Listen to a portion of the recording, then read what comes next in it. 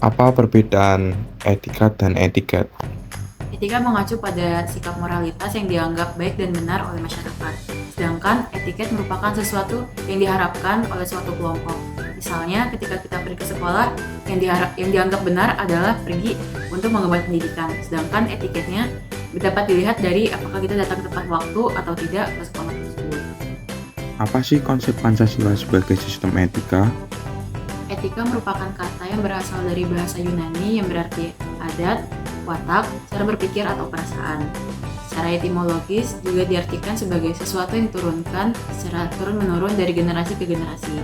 Menurut sastra Prateja, etika berkaitan dengan sesuatu yang dianggap baik atau buruk di masyarakat, sehingga berkaitan dengan moralitas. Menurut kamu, masalah apa aja sih yang sedang dihadapi bangsa Indonesia sekarang tentang etika Pancasila? Menurut saya, salah satu masalah yang paling krusial di Indonesia adalah masalah korupsi.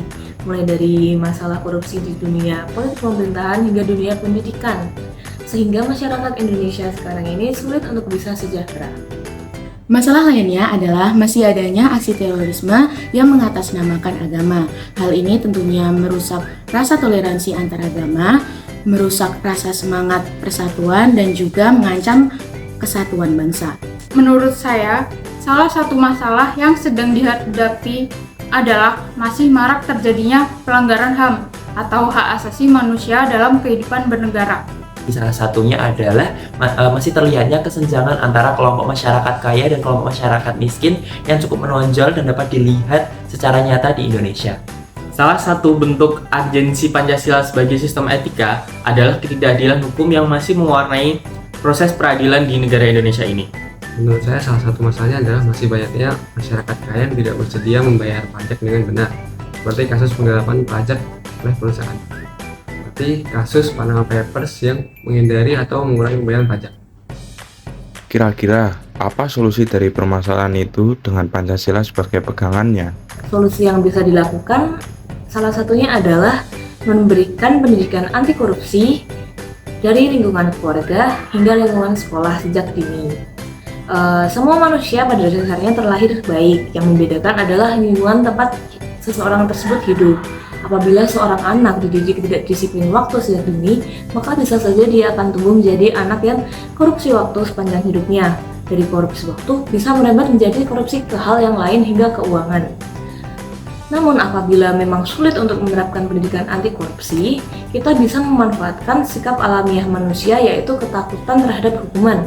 Maka bisa saja kita memberatkan hukuman untuk para pelaku korupsi. Semakin berat tindak korupsinya, maka semakin berat pula hukumannya. Solusi untuk aksi terorisme dapat dilakukan dengan memperkuat pendidikan toleransi, meningkatkan pengawasan terhadap kelompok ekstremis, dan mengamalkan nilai-nilai Pancasila. Selain itu, pemerintah, tokoh agama, dan masyarakat harus bekerja sama untuk memberikan pemahaman yang benar tentang ajaran agama, mencegah radikalisasi, dan menjaga persatuan bangsa. Ada beberapa saran atau solusi yang bisa diterapkan. Yang pertama ada penegakan hukum yang adil dan konsisten.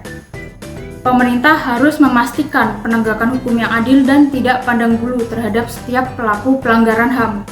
Yang kedua ada penguatan peran lembaga HAM seperti Komnas HAM perlu diperkuat lagi baik dari segi kewenangan maupun sumber daya.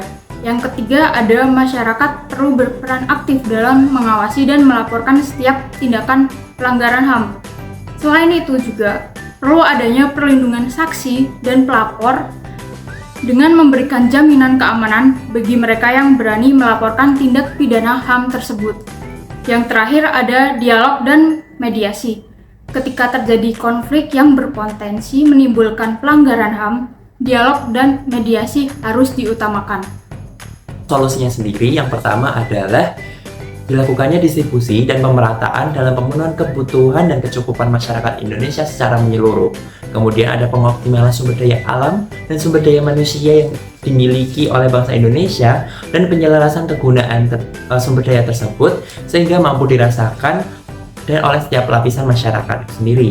Kemudian yang selanjutnya adalah pembangunan berkelanjutan yang merata dan adil, ditunjang juga dengan kerjasama pihak-pihak institusi negara dan masyarakat sendiri sehingga menciptakan hubungan dan yang harmonis dalam pemerataannya. Kemudian yang terakhir ada penyelarasan fasilitas umum yang layak untuk seluruh lapisan masyarakat dalam mengedepankan pembangunan fasilitas secara adil.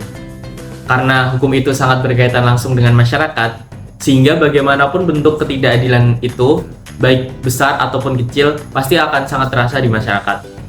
Sehingga bentuk integrasi sistem etika Pancasila dalam penegakan hukum sangat diperlukan, yakni dengan mengembalikan hukum pada marwahnya sesuai dengan sistem nilai dan ideologi bangsa, yaitu dengan dijaga seadil-adil mungkin.